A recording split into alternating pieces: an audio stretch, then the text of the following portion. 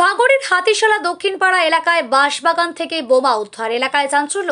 ঘটনাস্থলে পোলেরহাট থানার পুলিশ। কে বা কারা এই বোমাগুলি কী উদ্দেশ্যে রেখেছে তা তদন্ত শুরু করেছে পোলারহাট থানার পুলিশ। এই ঘটনাকে কেন্দ্র করে শুরু হয়েছে রাজনৈতিক চাপানোত্তর। আইএসএফের অভিযোগ, তৃণমূল কংগ্রেসের কর্মীরা এলাকায় অশান্তি তৈরির উদ্দেশ্যে এই বোমা মজুত করে রেখেছিল। অপরদিকে তৃণমূলের পাল্টা দাবি, এলাকার অশান্তি তৈরির উদ্দেশ্যে এই বোমা মজুত করে রেখেছিল আইএসএফের কর্মীরা। তবে কে বা কারা এই বোমাগুলি রেখেছে তা তদন্ত শুরু করেছে পোলেরহাট থানার পুলিশ।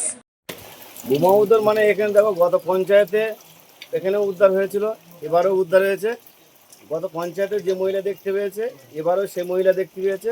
আবার ওই মহিলার ছেলে হচ্ছে এখানকার প্রভাবশালী তৃণমূলের। কারা রেখেছে বলে মনে করছেন? যে দেখতে পেয়েছে তাকেই প্রশ্ন করা হোক।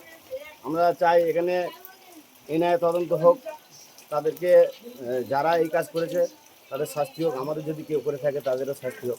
কতগুলো বোমা রাখা ছিল? আমি এখনো দেখিনি, তবে আনুমানিক সবার ক্ষেত্রে খবর পেয়েছি, মোটামুটি সবাই বলছে 8-10খানা মনে হচ্ছে এরকম হবে। কোথায় এটা? এটা হাতিশালা দক্ষিণপাড়া 43 নম্বর বুথ। গত 24-এ যে লোকসভা নির্বাচন গেছে, সেই নির্বাচনের সময়ও আইএসএফের যারা এই দুটো নেতৃত্ব আছে, ঠিক ওইখানে ওরা বোম বা বেঁধে রেখেছিল। তারপরে ধরা পড়েছিল পুলিশের কাছে। আমরা এলাকার মানুষ খবর দিয়েছে, ধরা পড়েছিল। আবার ঠিক বিধানসভা নির্বাচন সম্মুখে, সেই নির্বাচনের সামনে আবার এলাকা উত্তপ্ত করার জন্য ওরা আবার ওইখানে বোম বাঁধা থেকে শুরু করে আবার এলাকার মানুষ যারা চোখে পড়েছে তারা খবর দিয়েছে পুলিশকে। আমরা পুলিশ আসার পরে আমরাও খবর পেলাম।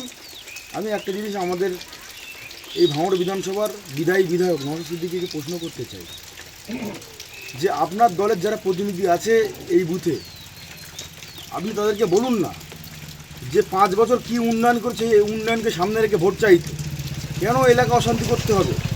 এই বুথের সদস্য আমাদের মনিরুল সাপুই এই এলাকায় যেভাবে উন্নয়ন করেছেন, আপনারা উন্নয়ন নিয়ে বাড়ি বাড়ি পৌঁছান, ভোট চান না। তাহলে যে দল উন্নয়ন করেছে সেই দল ভোটে জিতুক।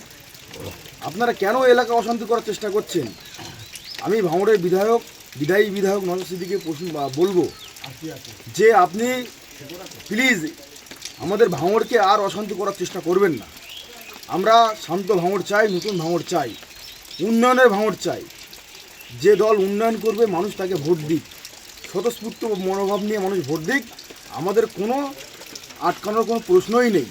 যে বা যারা মিথ্যে কথা বলছে যে তৃণমূলের লোকজন, তৃণমূলের কর্মীরা ওখানে বোম রেখেছে, আমি তাদেরকে বলবো আপনাদের হাতে এত ক্ষমতা, গায়েবী ক্ষমতা, যে কে রাখছে কে করছে সবটা আপনারা বলে দিচ্ছেন। এর আগে চালতাবেড়িয়ার ঘটনায় সেখানে দেখলাম বারবার আইএসএফের অভিযোগে সেখানে পুলিশ আসছে, এসে তারপর তৃণমূলের নামে দোষ চাপানো হচ্ছে।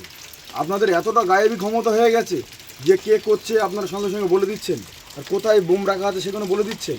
আমি অনুরোধ করব, উন্নয়নের নামে ভোট চান। আপনারা 5 বছর ধরে কি উন্নয়ন করেছেন সেই উন্নয়নের নিরিখে ভোট চান। মানুষ ভোট 29 তারিখে জবাব দিয়ে দেবে কোন দল উন্নয়ন করেছে, কার পাশে থাকতে হবে।